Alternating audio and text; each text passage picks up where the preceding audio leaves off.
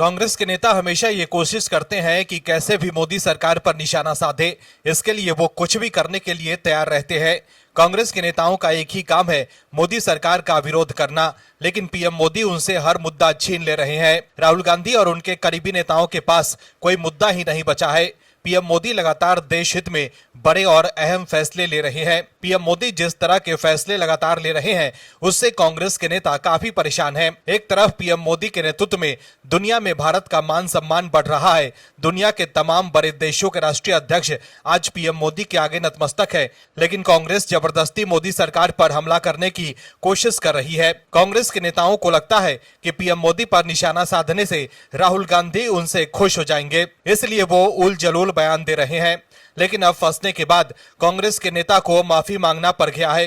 क्या है खबर, बताते हैं आपको इस रिपोर्ट में। दर्शकों, मोदी सरकार पर निशाना साधने के चक्कर में कांग्रेस बैकफुट पर आ गई है। दरअसल पीएम नरेंद्र मोदी और अमेरिका के राष्ट्रपति डोनाल्ड ट्रंप के बीच 35 मिनट तक फोन पर लंबी बातचीत हुई। वहीं कांग्रेस के नेता जयराम रमेश ने इस बातचीत पर बयान दे रहे हैं, लेकिन वो अपनी टिप्पणी में एक ऐसी चूक कर गए कि फिर उन्हें माफी मांगनी पड़ी। दरअसल पीएम मोदी और डोनाल्ड ट्रंप के बीच हुई बातचीत को लेकर जयराम रमेश ने कहा था कि राष्ट्रपति ट्रंप ने भी एक प्रेस नोट निकाला है। जो राष्ट्रपति ट्रंप के नोट है और जो हमारे विदेश सचिव के नोट है, इसमें जमीन आसमान का फर्क है।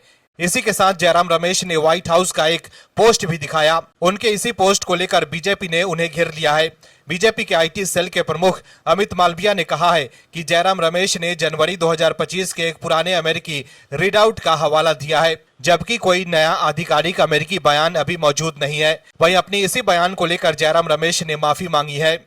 जयराम रमेश ने कहा है कि मैं तो नॉन बायोलॉजिकल नहीं हूं, मुझसे एक गलती हुई है और मैंने उसको तुरंत सुधारा। कृपया मेरे वक्तव्य का संज्ञान ले। अपनी बात के समर्थन में उन्होंने व्हाइट हाउस का एक पोस्ट भी दिखाया। यही उनसे बड़ी गलती हो गई। वहीं बीजेपी के आईटी सेल के प्रमुख अमित मालविया ने तुरंत पलटवार करते हुए कहा कि जयराम रमेश ने जनवरी 2025 के एक पुराने अमेरिकी रीडआउट का हवाला दिया है, जबकि अभी तक कोई नया आधिकारिक अमेरिकी बयान जारी नहीं हुआ है। दर्शकों, ये घटना दर्शाती है कि संवेदनशील कूटनीतिक मामलों पर बयान देते समय कितनी सावधानी बरतनी चाहिए। वहीं आपने ये भी देखा कि कैसे घिरने के बाद जयराम रमेश ने माफी मांगी है।